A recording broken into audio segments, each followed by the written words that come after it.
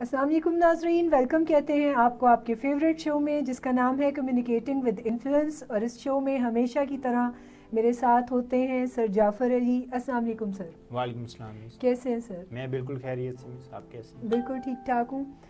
और आज के शो के हवाले से पहले मैं सर का तारुफ़ देती जाऊँ कि सर की स्पेशलिटी जो है वो NLP में है और इसके साथ साथ एडिक्शन के केसेस को बड़े शानदार अंदाज में सर डील करते हैं और ख़ास तौर पे फैमिलीज़ के साथ जो इनका काम होता है वो काफ़ी रिमार्केबल होता है।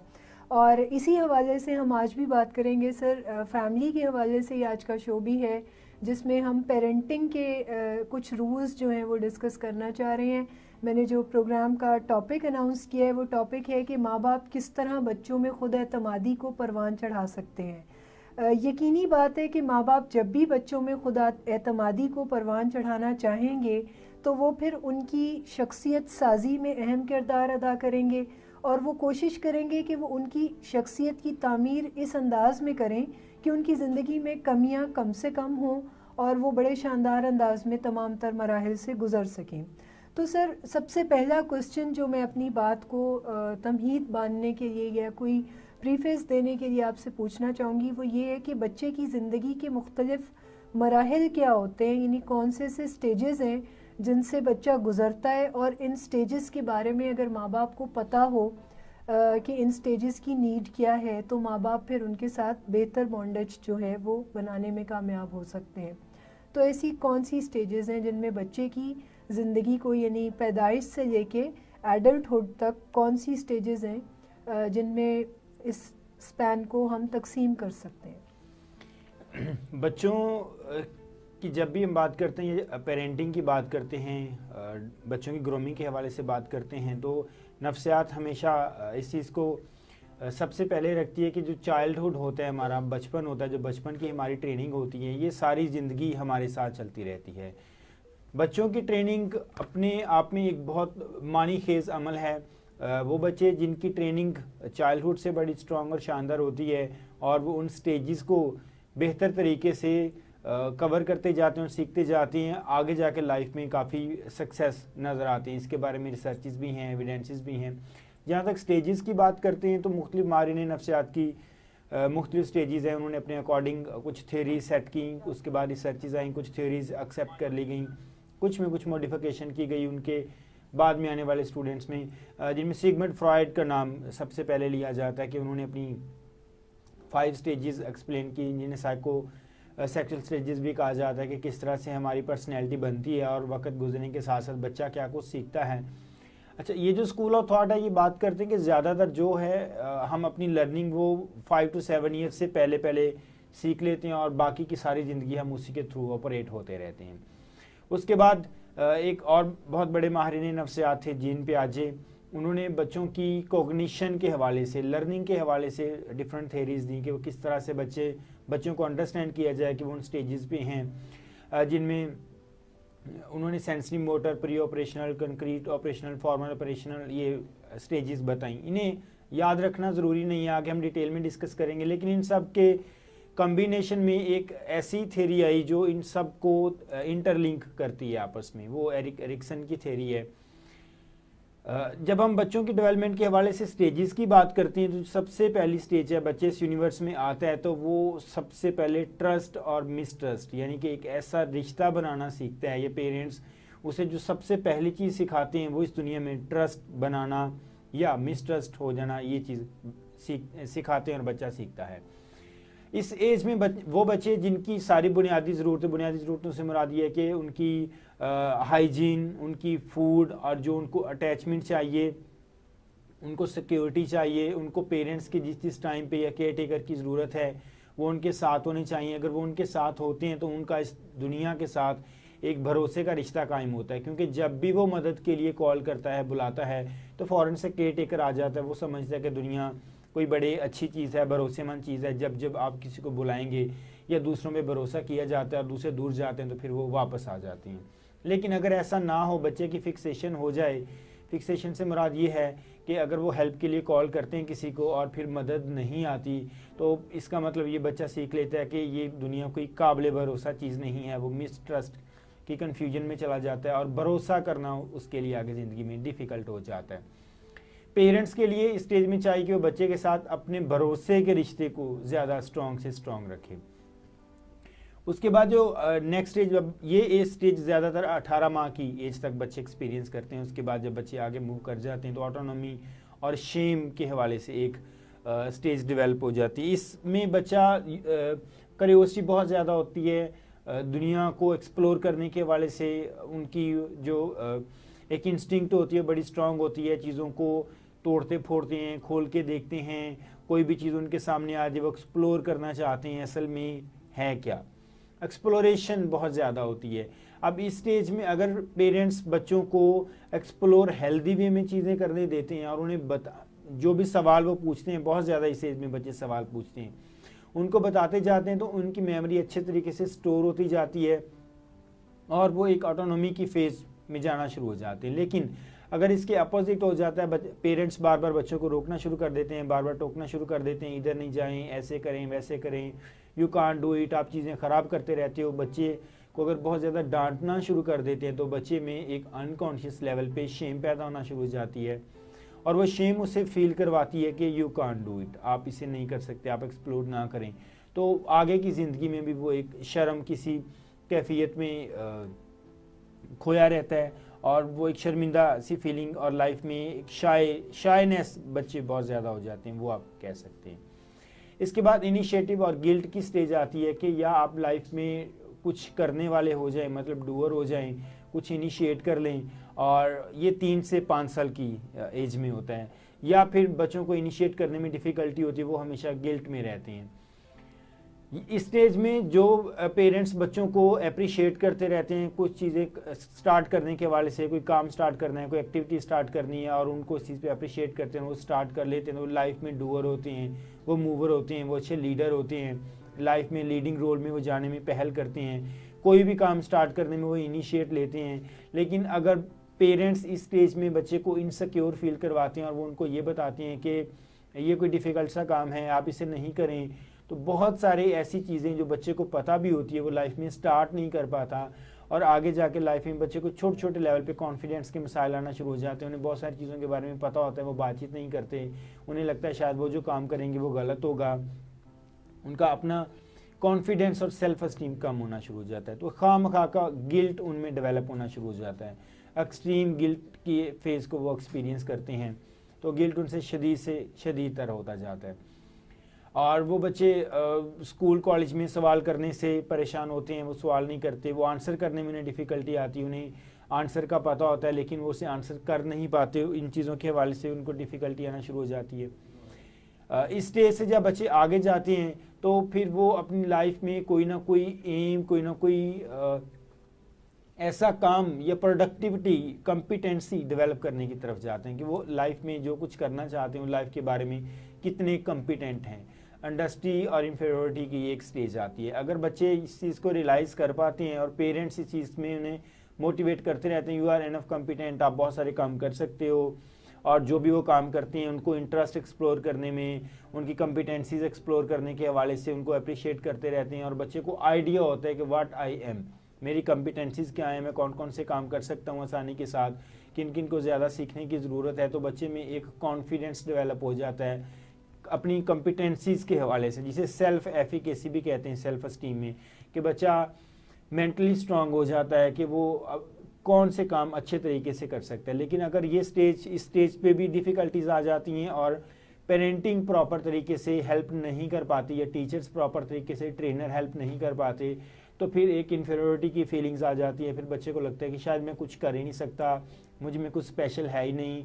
उन्हें अपनी गुड क्वालिटीज़ आइडेंटिफाई करने में डिफ़िकल्टी होती है, वो अपने आप को लो और कमतर समझना शुरू कर देते हैं, उनमें एहसास कमतरी आगे जाके लाइफ में नज़र आना शुरू हो जाती है।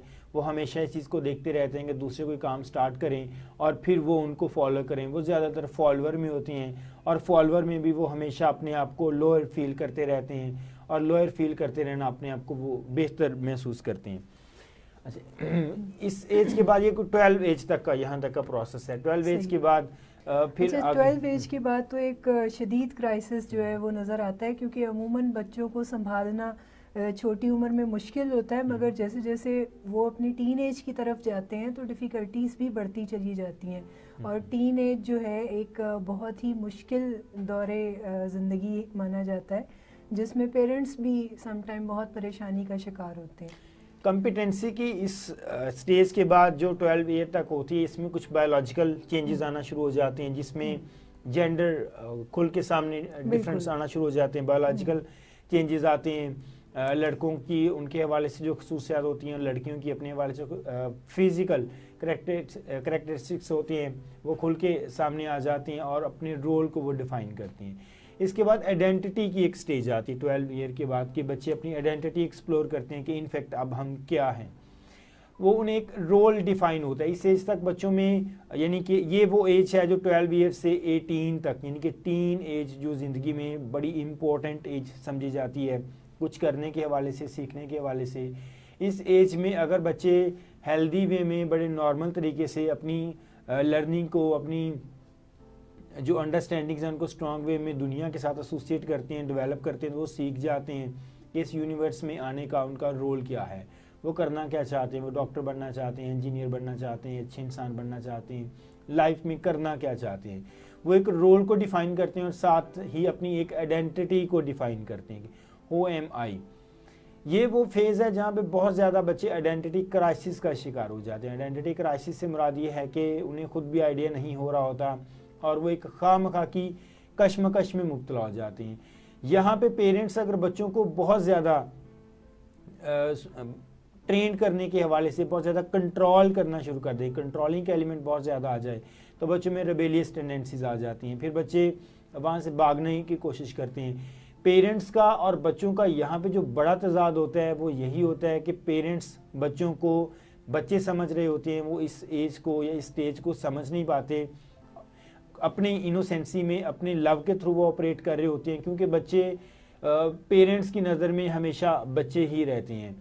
अब बच्चे इस स्टेज में होते हैं कि उन्हें लग रहा होता है कि वो इतने स्कूल अब जाना शुरू कर दिए, उन्होंने स्कूल गए, स्ट्रीट स्मार्ट होना शुरू हो गए हैं, उनकी अपनी भी कोई आइडेंटिटी है, उनकी अपनी भी कोई शनाख्त है, उनके अपने दोस्त हैं, वो अपना नाम बनाना शुरू करते हैं, अपनी चीज़ों को प्राइवेट करना शुरू करते हैं, वो ज़िंदगी के हर पहलू में अपने नाम को तरजीह देना और अपनी आइडेंटिटी को पहले रखना, इन चीज़ों को समझना शुरू कर देते हैं। वो जहाँ भी जाते हैं वो अपने दोस्तों के साथ, अपने रेफरेंस के साथ, अपनी एजुकेशन के साथ, अपने स्कूल बैकग्राउंड के साथ तारुफ करवाते हुए नज़र आते हैं और उन्हें लगता है कि अब उन्हें फैमिली की उस हद तक नीड नहीं है। अगर यहाँ पे पेरेंट्स बच्चों को ये सिखाएं कि उन्हें फैमिली की बहुत ज़्यादा नीड है और अभी तक उनके ऊपर फैमिली की एक स्ट्रॉन्ग छाप है, वो अपना तारुफ करवाने के बजाय फैमिली के साथ एसोसिएट रहें, तो बच्चे यहाँ से भी फिर रिबेल होना शुरू हो जाते हैं। यहाँ पे काउंटर डिपेंडेंसी की स्टेज होनी चाहिए कि जिसमें पेरेंट्स बच्चों को हेल्दी वे में सिखाएं, क्या वो इस एज में आ गए हैं, इंडिपेंडेंट लेवल पे बहुत सारी चीज़ें उनकी होंगी, अब वो फ्रेंड्स अपनी मर्ज़ी से बनाएंगे, वो स्कूल कॉलेज आगे जाके अपनी मर्ज़ी से ज़िंदगी में कैरियर चुन सकते हैं। चॉइस बनाने के हवाले से बच्चों की अगर हेल्दी वे में ट्रेनिंग होती है तो वो अपने रोल को बड़े अच्छे तरीके से आइडेंटिफाई कर लेते हैं कि असल में वो करना क्या चाहते हैं। ये बड़ा मुख्तसर सा मैंने एक्सप्लेन किया कि बर्थ से लेके 18 एज तक बच्चे तकरीबन 5 मुख्तलिफ स्टेजेस में से स्पीड के साथ गुजरते हुए यहाँ पे आते हैं और हर स्टेज की अपनी कुछ डिमांड्स होती हैं, अपनी ज़रूरियात होती हैं जिन्हें फुलफ़िल करना होता है। और अगर एक स्टेज पे कुछ डिमांड्स या बच्चे की कुछ ज़रूरतें, आप कहीं तो ज़्यादा मुनासिब होगा, अगर ज़रूरतें या साइकोलॉजिकल नीड्स अच्छे तरीके से फुलफ़िल नहीं होती तो फिर बच्चा क्राइसिस में आता है और ये क्राइसिस फर्दर आगे लाइफ में ट्रबल्स उनकी लाइफ में लाते रहते हैं, ट्रबल्स पैदा करते रहते हैं, डिफ़िकल्टीज पैदा करते हैं, जो कि आगे जाके साइकोलॉजिकल पैथोलॉजीज़ में भी कन्वर्ट हो जाती हैं, साइकोलॉजिकल डिसऑर्डर्स में भी कन्वर्ट हो जाती हैं। इन सारे स्टेजेस में बच्चों के साथ पेरेंट्स का अटैचमेंट का रिलेशन बड़ा स्ट्रॉन्ग होना चाहिए, उनकी अंडरस्टैंडिंग बड़े अच्छे से डेवलप होनी चाहिए ताकि वो एक दूसरे को समझ सकें और बेहतर तरीके से आगे चल सकें। बहुत शुक्रिया, आपने बड़ी डिटेल से जाफ़र साहब हमें बच्चे की ज़िंदगी के मुख्तलिफ स्टेजेस के बारे में बताया। अच्छा, मैं आपसे ये पूछना चाहती हूँ कि वालिदैन की जो अटैचमेंट बच्चों के साथ होती है, इनफैक्ट उसका क्या ताल्लुक़ है इन स्टेजेस के साथ और कैसे वो अटैचमेंट को बेहतर अंदाज में इस्टेब्लिश कर सकते हैं कि बच्चे की ज़िंदगी पे कोई मस्बत असरात मुरत्तब हों। अटैचमेंट के हवाले से जो माहिरीन एक्सप्लेन करते हैं 4 डिफरेंट अटैचमेंट हैं जिनमें सिक्योर और इनसिक्योर ये 2 प्रोमिनेंट हैं। उसके अलावा एंक्शियस है, फियरफुल है, सबमिसिव है, एम्बिवेलेंट है, यानी कि डिफरेंट नाम से भी उन्हें रिकॉल किया जाता है, लेकिन 2 ज़्यादा प्रोमिनेंट है और 4 उनमें फिर अगर 2 और ऐड करें तो ज़्यादा अहम है, ज़्यादा इम्पॉर्टेंट है। उनमें से पहली सिक्योर है। सिक्योर अटैचमेंट ऐसी अटैचमेंट होती है पेरेंट्स की बच्चों के साथ जिसमें बच्चों को अपने पेरेंट्स पे या अपने केयर टेकर पे पूरा ट्रस्ट होता है, पूरा भरोसा होता है। वो उस अटैचमेंट को इंजॉय करते हैं, उस अटैचमेंट के साथ वो बड़े इजी होते हैं। और अटैचमेंट का मतलब सिर्फ यहाँ तक नहीं होता कि जब पेरेंट्स या केयर टेकर बच्चे के साथ है तो बच्चा बड़ा इजी फील कर रहा है। अच्छी अटैचमेंट या सिक्योर अटैचमेंट वो होती है कि जब केयर टेकर दूर भी जाता है तो बच्चा तब भी कंफर्ट फील होता है, तब भी उसे भरोसा होता है कि मेरा केयर टेकर, मेरे पेरेंट्स वापस आएंगे, वो मुझसे मिलेंगे, बातचीत करेंगे। और ऐसा हर बार होता भी है कि केयर टेकर जाता है उसे। अब सिक्योर अटैचमेंट में बच्चे के साथ डिफ़िकल्टीज़ या प्रॉब्लम शेयर करने में कोई डिफ़िकल्टी नहीं होती कि पेरेंट्स बड़ी आसानी के साथ बच्चों को बता के जाते हैं कि हम इस काम के लिए जा रहे हैं और आप हमारे आते तक ये चीज़ें एंजॉय करें, आप ये काम करें और उसके बाद हम शाम में मिल बैठेंगे। और ये बड़ी अर्ली एज से बच्चे अंडरस्टैंड करना शुरू कर देते हैं और फिर बच्चे एक सिक्योर अटैचमेंट बना लेते हैं। वो पीछे से दूसरे लोगों के साथ अपना पॉजिटिव रिलेशन डेवलप करते हैं, घर में कोई और फैमिली मेम्बर है उसके साथ वो इंजॉय करते हैं और जैसे पेरेंट्स वापस आते हैं उनके साथ बड़ी स्ट्रॉन्ग अटैचमेंट होती है। अच्छा। ये एक ऐसी अटैचमेंट है जिसमें बच्चे कहते हैं I am okay, you are okay. ठीक है। उसके बाद जो इनसिक्योर अटैचमेंट है उनमें फर्दर आगे इस तरह से सबसे पहली जो आती है वो एंग्शियस के हवाले, एंग्शियस होना। बच्चे जब पेरेंट्स पास होते हैं तब उनसे बहुत ज़्यादा चिमटे होते हैं, बहुत ज़्यादा जुड़े हुए होते हैं और उनके हवाले से बहुत ज़्यादा एंग्शियस एंग्जाइटी को शो करते रहते हैं। जैसे बच्चा स्कूल जाता है तो वो एक जुदाई का एहसास उसे रोने पे भी मजबूर करता है कि अक्सर सेपरेशन एंग्जाइटी होती है। बिल्कुल सेपरेशन एंग्जाइटी एक्सपीरियंस करते हैं, वो लाइफ में आगे जाके एंग्जाइटी एक्सपीरियंस करते हैं। बच्चों को एक डर सा होता है कि पेरेंट्स उनको छोड़ के चले जाएंगे। जब बच्चों ने उनसे दूर होना तो इवन पेरेंट्स घर से थोड़ा सा बाहर जाते हैं, मदर उठ के थोड़ा सा दूर जाती है, बच्चा रोना शुरू कर देता है। इस स्टेज में I am not okay, you are okay, ये स्टेज बच्चा दे रहा होता है कि आप चाहे ओके हैं मुझसे दूर जाकर लेकिन मैं ओके नहीं हूँ, मैं ओके फील नहीं करता। तो हमारी एक स्ट्रॉन्ग अटैचमेंट ऐसी होनी चाहिए कि 24 घंटे हम एक दूसरे के साथ चिमटे हुए होना चाहिए, जो लाइफ में आगे जाके सेल्फ डिफीटिंग पर्सनैलिटी डिसऑर्डर जिसमें कोडिपेंडेंसी आ जाती है, ऐसे रिलेशंस को डेवलप करना शुरू कर देते हैं। उसके बाद डिसमिसिव एक पर्सनैलिटी स्टाइल है जिसमें बच्चा कहता है कि I am okay, you are okay, not okay, इसका मुझे कोई फ़र्क नहीं पड़ता। डिसमिसिव पर्सनैलिटी या डिसमिसिव अटैचमेंट स्टाइल में बच्चा पेरेंट्स के बिना ही बड़ा खुश रहता है। पेरेंट्स आते हैं, उसे बुलाते हैं, बच्चा उनके पास नहीं जा रहा होता, वो अपनी मौज मस्ती में गुम होता है। और ये एक ऐसी अटैचमेंट होती है जिसमें बच्चे को कोई परवाह नहीं होती पेरेंट्स की, पेरेंट्स जहाँ भी जाएं आएँ, और ये हेल्दी अटैचमेंट नहीं है। इसमें एक स्ट्रॉन्ग बॉन्डिंग डेवलप नहीं हो पाती बच्चे की और पेरेंट्स की। जो लास्ट वाली है वो फियरफुल अटैचमेंट है जिसमें बच्चा भी हमेशा फियर से ऑपरेट करता है, पेरेंट्स भी फियर से ऑपरेट करते हैं। वो एक दूसरे के बिना एक दूसरे से दूर नहीं हो पाते, अगर दोनों दूर होते हैं तो बहुत फियर एक्सपीरियंस करते हैं। इसमें ये स्टेज आती है कि I am not okay, you are not okay, दोनों एंड से भी कोई भी ओके नहीं है। तो ये एक फियर वाली अटैचमेंट स्टाइल है, एक फियर वाला अटैचमेंट स्टाइल है। जो सबसे ज़्यादा बेनिफिशियल अटैचमेंट स्टाइल है पेरेंट्स का बच्चों के साथ या बच्चों का पेरेंट्स के साथ, वो सिक्योर अटैचमेंट स्टाइल है जिसमें पेरेंट्स बच्चों को इस चीज़ की तसल्ली करवाएं कि वो उनके साथ हैं, वो हमेशा उनके साथ हैं। जब वो उनके सामने फिजिकल नहीं होते, साइकोलॉजिकली वो उनके साथ हैं, वो कंफर्ट के साथ रहें, वो अपने ऊपर भरोसा रखें। वो लाइफ में बच्चों को मजबूत यानी स्ट्रॉन्ग रिलेशन बनाने के हवाले से और रिलेशन आगे लेके चलने के हवाले से उनको हेल्प दे रहे होते हैं। तो बच्चों के साथ जब भी अटैचमेंट बनाएं तो सिक्योर अटैचमेंट बनाएं। सिक्योर अटैचमेंट का मतलब ये है कि बार बार ऐसी प्रैक्टिसेस की जाएं जो बच्चे से कहा जाए वो किया जाए और सिर्फ वही कहा जाए जो आप कर सकते हैं और उस चीज़ के बारे में वादा किया जाए जो बच्चे के लिए हेल्दी है। बिल्कुल, ये बड़ा अहम पॉइंट आपने बताया कि हम अमूमन ऐसा होता है कि हम उनकी एंग्जाइटी को रिड्यूस करने के लिए उनसे कोई ऐसे वादे भी कर लेते हैं जो वादे पूरे करना हमारे लिए मुमकिन नहीं होता। तो ये चीज़ बच्चे को बहुत ज़्यादा इनसिक्योर करती है कि आप वादे करते हैं मगर आप पूरे नहीं करते। तो फिर ऐसी ही बात उनसे की जानी चाहिए जो बात फिर आप निभा भी सकें। बिल्कुल, इससे स्ट्रॉन्ग अटैचमेंट या सिक्योर अटैचमेंट यानी सिक्योरिटी का एक तहफ़्फ़ुज़ का एहसास बच्चों को आता है। तो सिक्योर अटैचमेंट इससे डेवलप हो जाती है और फिर बच्चे सिक्योर फील करते, पेरेंट्स भी सिक्योर फील करते हुए एक हैप्पी नरिशमेंट की तरफ जाना शुरू हो जाते हैं। सर आपने सिक्योर अटैचमेंट के बारे में तो बताया, लेकिन क्या कोई ऐसा तरीका है, साइंस ने कोई स्टैंडर्ड दिया है, कोई स्ट्रक्चर दिया है कि सिक्योर अटैचमेंट को डेवलप करना ज़रा आसान हो जाए? जी बिल्कुल, इसमें शुरू से ही जब बच्चे की बर्थ होती है तो उसके साथ ही जो सबसे इम्पोर्टेंट रोल प्ले करती हैं वो मदर का एक रोल होता है। अगर मदर नहीं होती तो फिर कोई एक ऐसा स्ट्रॉन्ग केयर टेकर जो शुरू से बच्चे की परवरिश कोई देखभाल करता है। बच्चा एक अपना ऑरा डेवलप करना शुरू करता है। ऑरा डेवलप करने से मुराद ये कि वो अपने इर्द गिर्द की चीज़ों को देखता है और अब उसके हमारा एक बॉडी मैग्नेटिज्म होता है। बॉडी मैग्नेटिज्म फेज़ ये होता है कि हम सब के इर्द गिर्द जैसे एक मकनातीसी फील्ड होता है, मैग्नेटिक फील्ड होता है, हमारा अपना भी एक मैग्नेटिक फील्ड होता है जिसे बॉडी मैग्नेटिज्म कहते हैं।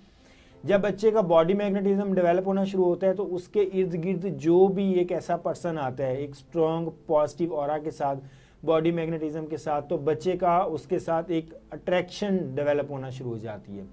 अब ये होती इस तरह से है कि अगर कोई ऐसा पर्सन हो जो बड़ी स्ट्रॉन्ग कंडीशनिंग के साथ, बड़ी स्ट्रॉन्ग एक अट्रैक्शन के साथ, लव के साथ, यानी कि वो बॉडी मैग्नेटिज्म बच्चा फील कर सकता हो, बच्चे का बॉडी मैग्नेटिज्म फील कर सकता हो, तो कनेक्शन बनाना जानता हो, वहाँ से इस अटैचमेंट का आगाज़ हो जाता है। लेकिन अगर बच्चा उस बॉडी मैग्नेटिज्म के कॉन्सेप्ट में कोई सिक्योरिटी फील नहीं करता, ऑरा को सेफ फील नहीं करता, तो फिर बच्चा इनसिक्योर होना शुरू होता है। सबसे पहली बात, जो केयर टेकर आए वो ऐसा केयर टेकर होना चाहिए जो दिल से एक स्ट्रॉन्ग लव रखने वाला हो बच्चे के लिए और बच्चे की ट्रेनिंग करने वाला और परमानेंट एक रिलेशन बच्चे के साथ निभाने वाला हो, जो कि मदर इस यूनिवर्स में सबसे एक बेहतर रिलेशन है। उसके बाद जब बच्चे को थोड़े अरसे के लिए शुरू में छोड़ा जाए, जब बच्चा बिल्कुल छोटा होता है उसे मदद की ज़रूरत होती है, 24 घंटे मदद की ज़रूरत होती है, उसके साथ कोई ना कोई रहता है, तो अगर थोड़े अरसे के लिए जब उसे कोई 20 मिनट के लिए, 1 घंटे के लिए अलग किया जाए, तो जैसे ही बच्चा रोता है तो बच्चे को फ़ौरन से ये फील करवाना कि हम आपके साथ हैं, उसे गोद में उठाना, ये बहुत सारी चीज़ें खाने को देना ज़रूरी नहीं है, एक फ़िज़िकल टच, एक लम्स, एक एहसास उसे करवा देना कि we are here for you. बच्चा अपनी उस बॉडी मैग्नेटिज्म कॉन्सेप्ट से फ़ौरन से आइडेंटिफाई कर लेता है कि अच्छा मेरे इर्द गिर्द कोई है और इससे वो सिक्योर फील करता है। लेकिन अगर साइंस कहती है अगर ऐसी स्टेज में बच्चा रोना शुरू कर देता है और वो अपने इस बॉडी मैग्नेटिज्म के कॉन्सेप्ट से इर्द गिर्द से फील नहीं कर पाता कि कोई मेरे इर्द गिर्द है जो मुझे ऐसी स्टेट में बचाएगा, तो फिर फियर और एंग्जाइटी बच्चे में डेवलप होना शुरू हो जाती है। ये इनसिक्योर अटैचमेंट की तरफ जाना शुरू करते हैं। इसके अलावा बच्चे की जो बेसिक नीड्स हैं, अगर उसका पैम्पर चेंज करना है, अगर उसने कोई चीज़ खानी है, कोई चीज़ पीनी है, उसे खेलने के लिए किसी की ज़रूरत होती है, तो बार बार जब उसे फील करवाया जाता है वी आर विद यू, और जब आप अलग होते हो, जब आपको कोई फिज़िकली छू नहीं रहा होता, तो हम साइकोलॉजिकली आपके इर्द गिर्द होते हैं और बच्चा उस एग्जिस्टेंस को फील करता है, बच्चा उस एग्जिस्टेंस को एंजॉय करता रहता है।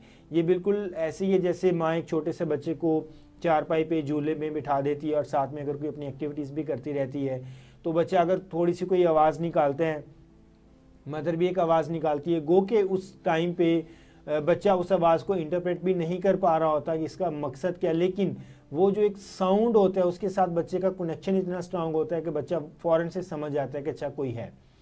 जब यही प्रैक्टिस ज़्यादा लंबे अरसे तक बच्चे के साथ की जाती हैं, तो बच्चे का एक स्ट्रॉन्ग बिलीफ, जो सबसे पहली स्टेज हमने साइकोलॉजिकल स्टेजेस में डिस्कस की कि trust versus mistrust, secure attachment के साथ बच्चे का एक स्ट्रॉन्ग ट्रस्ट डेवलप हो जाता है कि अच्छा ठीक है, जब भी मैं अकेला होता हूँ, अगर मैं किसी को आवाज़ देता हूँ तो कोई आ जाता है, अगर कोई थोड़े अरसे के लिए नहीं आता तो ज़रूर कोई ना कोई थोड़ी देर बाद आ जाता है। इसका मतलब ये है कि मेरे इर्द गिर्द कोई केयर करने वाला मौजूद है। और फिर जैसे जैसे बच्चे की एज बढ़ती जाती है, बच्चा ये सीखना शुरू कर देता है कि अगर मेरे से कोई 1 घंटा, 2 घंटा, 3 घंटे कोई चीज़ दूर जाती है। यहाँ पे जीन पियाजे एक साइकोलॉजिस्ट जिनका मैं पहले भी नाम ले रहा था, वो ऑब्जेक्ट परमानेंस के हवाले से कॉन्सेप्ट देते हैं कि एक स्टेज में जब बच्चा तकरीबन 1.5 से 2 साल की एज में आ जाता है तो वो उन्हें इन चीज़ों के बारे में आइडिया होना शुरू हो जाता है कि जो चीज़ें एक बार जाती हैं तो वो परमानेंट नहीं जाती, वो लौट के वापस आ जाती हैं। बचपन में बच्चे को ये कॉन्सेप्ट नहीं होता, जैसे बच्चे को कह देते हैं कि कोई चीज़ गायब हो गई तो फ़ौरन से सेटिस्फाइड हो जाता है, ये थोड़ा सा एंशियस हो जाता है, अच्छा पता नहीं वो गायब हो गई, इसका मतलब वो दोबारा नहीं आएगी। लेकिन जब ऑब्जेक्ट परमानेंस का प्रिंसिपल बच्चे की कॉग्निशन में डेवलप हो जाता है तो बच्चे को ये वाज़ह समझ आना शुरू हो जाती है कि अगर कोई इंसान कोई चीज़ एक बार जाती है तो वो लौट के वापस भी आ जाती है। तो यहाँ पे बच्चा और ज़्यादा सिक्योर फील करता है। लेकिन यहाँ पे सिक्योर फील करने के लिए ज़रूरी है कि पहले से बच्चे की ट्रेनिंग हुई हो सिक्योर अटैचमेंट के थ्रू। अब बच्चे का पहले से सीखा हुआ यहाँ पे काम आना शुरू हो गया है और यही अटैचमेंट स्टाइल आगे एक दूसरे के भी एक सीढ़ी की तरह है, जैसे लेडर स्टेप्स होते हैं, हम एक को छोड़ के दूसरा इतनी दूर है कि उस पर पाँव नहीं रख सकते, तो इसका मतलब ये कि सेंटर वाले को क्रॉस करना और हेल्दी वे में क्रॉस करना, उसके बाद अगले पे जाना, उसके बाद अगले पे जाना, ये ज़रूरी है। तो पहले सिक्योर अटैचमेंट बनाना, फिर ट्रस्ट का रिलेशन बनाना, फिर बच्चे के साथ ऑटोनोमी और शेम का, फिर इनिशिएट लेने का, गिल्ट को कंपनसेट करने का, फिर कुछ करने के हवाले से, फिर अपना रोल आइडेंटिफाई करने के हवाले से। तो ये सारे स्टेप्स हैं जहाँ पे पेरेंट्स बच्चे को हर एक सीढ़ी पे कदम रखना सिखाते हैं और ये फील करवाते हैं you are secure enough, you can do it. फिर बच्चा अगले स्टेप पे कदम रखता है, फिर बच्चा अगले स्टेप पे कदम रखता है।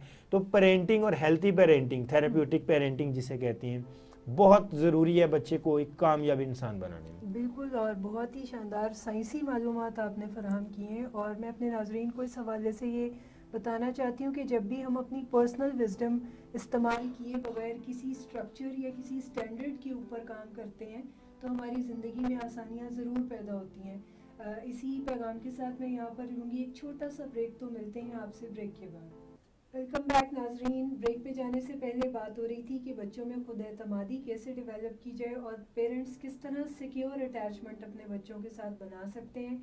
और आपने हमारा प्रोग्राम सुना, हमारे एक्सपर्ट की राय भी आपने सुनी। अगर कोई क्वेश्चन आपके जहन में आता है, अगर आप कोई मसला हमसे पूछना चाहते हैं या कोई ऐसी बात आप हमसे करना चाहते हैं तो कमेंट्स के ज़रिए आप अपने क्वेश्चंस हम तक भेज सकते हैं। हम अपने नेक्स्ट प्रोग्राम में आपके क्वेश्चंस को ज़रूर शामिल करेंगे। और इसके साथ ही हम अपने उस सेगमेंट की तरफ चलते हैं जहाँ पर हम अपने पिछले प्रोग्राम से क्वेश्चंस जो हैं वो एड्रेस करना चाहेंगे। तो सर जाफर, सबसे पहले जो मैं सवाल आपसे पूछना चाहूँगी वो हमारे इस प्रोग्राम में काफ़ी डिटेल से आपने डिस्कस भी किया है। ये तलत शाहिद साहब हैं जो कि पूछना चाह रहे हैं कि हम क्या कर सकते हैं अपने 4 साल के बच्चे के अंदर कॉन्फिडेंस बिल्ड करने के लिए। यानी उन्होंने अब आपको एज स्पेसिफाइड कर दिया है कि 4 साल की उम्र में ऐसी क्या चीज़ें हैं कि बच्चे के साथ अच्छी बॉन्डेज बनाई जाए और उसको कॉन्फिडेंस जो है वो उसके अंदर बिल्ड किया जाए। अगर कोई डिफ़िकल्टी नहीं आ रही, डिफ़िकल्ट से मुराद मेरा ये है कि अगर बच्चा बिल्कुल नॉर्मल गोइंग है, उसमें कोई बिहेवियरल इश्यूज़ जो नॉर्मल होते हैं उनसे हट के नहीं हैं, जैसे कोई anxiety, nail biting, tantrum behaviour नहीं है, और आप एक हेल्दी बच्चे में कॉन्फिडेंस बिल्ड करने की बात कर रहे हैं, तो ये थोड़ा सा आसान और थोड़ा सा सिंपल है। इसमें यह है कि सबसे पहले बच्चे के साथ आप अपने जो बॉन्डिंग है उससे काफ़ी स्ट्रॉन्ग करें। बॉन्डिंग स्ट्रॉन्ग करने की जब भी हम बात करते हैं या स्ट्रॉन्ग अटैचमेंट स्ट्रॉन्ग या सिक्योर करने की बात करते हैं तो इसका मतलब हरगिज़ ये नहीं कि पेरेंट्स बच्चे के बिल्कुल ही दोस्त बन जाएं और ऐसे दोस्त बन जाएं जिनसे बच्चा बार बार रूठना या नाराज़ होना शुरू हो गया है या पेरेंट्स उनसे बार बार रूठना या नाराज़ होना शुरू हो गए हैं। जब पेरेंट्स बच्चे के दोस्त बनते हैं, ये बॉन्डिंग को स्ट्रॉन्ग करते हैं बच्चों के कॉन्फिडेंस को बेहतर करने के लिए, तो वो ऐसे दोस्त बनते हैं कि जो कमांडिंग रोल में होते हैं, जो उनसे कह सकते हैं, जो अपनी बात मनवा सकते हैं, जो रीट अपनी इस्टेब्लिश रखते हैं उनके साथ। अब बच्चों को तारीफ़ करना बच्चों की और बच्चों को रिस्पॉन्सिबिलिटीज़ देना, बच्चों को उनके इंटरेस्ट, जो भी उनकी दिलचस्पी हैं, जो भी उनकी महारतें हैं, उनको उनकी शनाख्त करवाना, उनकी पहचान करवाना, ये वो बेसिक काम है जो इस एज में स्टार्ट हो जाना चाहिए या हो जाने चाहिए और साथ ही साथ वो चलते रहेंगे। सबसे पहला काम जो ये कर सकते हैं कि वे बच्चे को अपना एक डिटेल इंट्रोडक्शन करवाना सिखाएं कि असल में आप क्या हैं और आप इंडिविजुअल लेवल पे क्या हैं, कि आपका जिसमें बच्चे का नाम, जिसमें बच्चे की हॉबीज़, जिसमें बच्चे का इंटरेस्ट, कि अगर बच्चे को इंट्रोड्यूस करवाना पड़े कि बेटा आप अपने बारे में बताएं, तो बच्चा सिर्फ नाम बता के चुप ना हो जाए बल्कि वो एक पूरा पैराग्राफ छोटा सा अपने बारे में बताए। और जो कि डिफरेंट सिचुएशन में डिफरेंट भी हो सकता है। 2-3 छोटे छोटे पैराग्राफ बच्चे को याद करवाए जा सकते हैं और सिचुएशंस भी बताई जा सकती हैं कि इस सिचुएशन में आपने ये डिस्कस करना है, इस वाले में ये, अगर कोई स्कूल में पूछता है तो आपने क्या बताना है, अगर कोई फैमिली में पूछता है तो आपने क्या बताना है। और कुछ बेसिक सवालात ऐसे कि अगर कोई पूछ लेता है कि अच्छा आपको पसंद क्या है, आप खाने में क्या पसंद करेंगे, अभी आप यहाँ जाना चाहेंगे, वहाँ जाना चाहेंगे, खाने में क्या लेंगे, डिसीजन मेकिंग, अब चॉइस की मैं बात कर रहा हूँ, तो ये बच्चे को उसी वक्त बता देनी चाहिए कि आपने खाना पीना, अगर कोई आपसे पूछ रहा है कि आप इस वक्त क्या पसंद करेंगे तो ये आपका पूरा हक है कि आप उन्हें अपनी पसंद के बारे में बताएं। जो कुछ आप खाना चाह रहे हैं, जो कुछ आप लेना चाह रहे हैं, आप खुल के बता दें, वहाँ पे हेजिटेशन नहीं करें। और फैमिली में बार बार इस चीज़ की प्रैक्टिस करवाएं, बजाय इसके कि बच्चों को खुद माएँ बहुत ज़्यादा खिलाना शुरू कर देती हैं और समटाइम तो वीडियो रिस्पेक्टेड ठोंस के खिलाना शुरू कर देती हैं। ये कोई हेल्दी प्रैक्टिसेस नहीं है। बच्चे की मर्ज़ी का घर में भी इस चीज़ को फॉलो करवाएं कि बच्चे से पूछ लें कि आप खाना क्या चाह रहे हैं। और मदर का काम, ये जो भी केयर टेकर का काम है, उसका काम बच्चे की हेल्थ को इंश्योर करने के हवाले से ये कि बच्चा जो डाइट ले रहा है वो हेल्दी है, कोई जंकी फूड नहीं है, कोई ऐसी चीज़ नहीं है, वो अपनी कैलोरीज प्रॉपर इनटेक कर रहा है और वो डाइट के हवाले से अंडर न्यूट्रिशन तो नहीं हो रहा। ये है। अब उसके अंदर रहते हुए जो डिफरेंट वो 2, 4, 5 ऑप्शंस बना के बच्चे को देते हैं, उनमें से अगर कोई बच्चा एक चूज़ करता है तो इस चीज़ पे अप्रिशिएट करना चाहिए बच्चे को। तो ये ऑप्शन बनाना बच्चे को सिखाना चाहिए, फैसला लेना से उसकी जो डिसाइसिवनेस है उसको तय करना चाहिए या शार्प करना चाहिए। बिल्कुल। अच्छा, इसमें मेरे पास एक और सवाल है, मैं चाहती हूँ कि उस सवाल को भी हम इसके अंदर शामिल कर लें क्योंकि उनका काफ़ी मिलता जुलता पर्सपेक्टिव है। ये शुमाइल हैदर साहब पूछना चाह रहे हैं कि हम बच्चों की रिजिडिटी को या रिजिडनेस को हम कैसे हैंडल कर सकते हैं, और साथ ही साथ वो ये भी जानना चाहते हैं कि हमें क्या करना चाहिए बच्चे में ज़्यादा कॉन्फिडेंस बिल्ड करने के लिए। तो ये सवाल भी उसी से मिलता जुलता है। मैं चाहती हूँ इन दोनों को आप इकट्ठा ज़रा आंसर करें। जब बच्चों में रिजिडिटी आना शुरू हो जाती है तो फिर यहाँ पे जो एडिशनल काम उन्हें करना पड़ेगा वो दोबारा से बच्चे के साथ रैपोर्ट डेवलप करना और अपनी अटैचमेंट को सिक्योर करना है, अपनी अटैचमेंट पे कुछ काम करना है कि बच्चा बहुत सारी ऐसी चीज़ें उनसे कह नहीं पा रहा, ये बच्चे ने सीखी नहीं है। मैं दोबारा से रिपीट करूँगा कि ये बच्चे ने सीखी नहीं है। ये एक सीखने का प्रोसेस है और जो कुछ बच्चे ने सीखा है वो अनहेल्दी लर्निंग है। अनहेल्दी लर्निंग से मुराद ये कि बच्चे को अब अपनी ज़रूरतें तो चाहिए, वो उसने पूरी करनी है। अब उसने ये नहीं सीखा कि अगर मैं प्यार से बातचीत करूँगा तो मुझे चीज़ें मिल जाएंगी। अनफॉर्चुनेटली इस केस में बच्चे ने ये सीखा है कि जो मैं करना चाहता हूँ उसके लिए मुझे अपना टेंट्रम बिहेवियर शो करना होगा, जो कि अगर वो अपनी बात काम करना चाह रहा है, पेरेंट्स में से कोई रोक रहा है तो कोई ना कोई फीडबैक मिल जाता है, नहीं ऐसे नहीं करो वरना गुस्सा करना शुरू कर देगा, ऐसे नहीं करो कुछ ऐसा करना शुरू कर देगा। ये सजेशंस होती हैं जो सबकॉन्शियसली बच्चा परसीव करता है और फिर कॉन्शियसली इन पे एक्ट करना शुरू कर देता है और फिर ये अनकॉन्शियस का हिस्सा बना लेता है, यानी कि उसकी इतनी स्ट्रॉन्ग हैबिट्स बन जाती हैं। जो कुछ भी उसने करना है उसे पता है कि वो मैंने कर ही लेना है और इस पर मुझे कोई रोक नहीं सकता। अब इस पे लास्ट प्रोग्राम में हमने डिस्कस किया था डिफरेंशियल रेनफोर्समेंट का एक प्रिंसिपल अप्लाई करते हैं, यानी कि अगर वो हेल्दी तरीका थोड़ा सा भी शो करता है तो उस पर उसे रिवॉर्ड करते हैं, शाबाश देते हैं। अनहेल्दी तरीका या रिजिडिटी को शो करता है तो फिर उससे एसोशियलिटी इंडिकेट करते हैं कि नहीं ये कोई आप अच्छा काम नहीं कर रही है, इस तरह से तो हम ज़्यादा देर पास नहीं बैठ सकेंगे। और ये बताना जो है ये लाजिम है, जिसमें आप अगर किसी चीज़ से बुरा मान रहे हैं या आपको आपके बच्चे की कोई भी चीज़, कोई बिहेवियर आपको अच्छा नहीं लग रहा, तो बच्चा तो क्या, मैं अगर आपको ये बताना चाहूँ कि बड़े बड़े दानिश्वर और बड़े बड़े सियाने लोग भी इस चीज़ को समझ नहीं पाते हैं कि उनके साथ यानी उनको क्या करना चाहिए या वो उनके अंदर क्या चल रहा है। तो फिर बच्चे से आप ये एक्सपेक्ट कैसे कर सकते हैं कि बच्चा खुद ही समझ जाएगा कि आपको उनकी ये चीज़ अच्छी नहीं लग रही। तो यहाँ पर बड़ा ज़रूरी है कि आप बच्चे को आगाह करें, उसको इस रेफरेंस में मालूमात फराहम करें कि उनका ये बिहेवियर आपको अच्छा नहीं लग रहा। और ये एक बहुत बड़ी डिफ़िकल्टी है अनफॉर्चुनेटली हमारे कल्चर में जो प्रैक्टिस होती है चलती रहती है। इसे क्लिनिकल टर्म में मैजिकल थिंकिंग कहते हैं कि हम अज्यूम कर लेते हैं कि कोई मैजिकल पावर या थिंकिंग ऐसी है कि बच्चे को खुद ही पता चल जाना चाहिए। हम बहुत सारी बातें कम्युनिकेट नहीं करते, कहते नहीं और फिर नाराज़ हो जाते हैं कि आपको समझ आना चाहिए था। अच्छा, और एक यहाँ पे बात मैं भी ऐड करना चाहूँगी कि हम बार बार बच्चे को ना का लफ्ज़ कहते हैं कि ये नहीं करें, वो नहीं करें, ऐसे नहीं करें। बजाय इसके कि आप उनको डोंट्स की तरफ लेके जाएं, बल्कि आप उन्हें डूज बताएं, कि बजाय इसके कि ये कहा जाए कि ये मत करें, बल्कि फिर क्या करें ये बताया जाए। जब आप बच्चे को ये कहते हैं कि ये ना करें तो इनफैक्ट हमारा ब्रेन ना को परसीव नहीं कर पाता, रजिस्टर नहीं करता। बच्चे को ये मैसेज मिलता है कि ये करें। ये एक ऐसा फैक्ट है जिसे बहुत सारे लोग नहीं जानते। न्यूरो लिंग्विस्टिक प्रोग्रामिंग का एक प्रिंसिपल है एनएलपी का, कि जब भी आप किसी को नो के साथ कोई साइन कहते हैं तो इसका मतलब हमारा ब्रेन या माइंड ये परसीव करता है कि ये आप एक बार जरूर करें, ये आप ट्राई करें। तो हमेशा बच्चों को वो कहें जो आप करवाना चाहते हैं।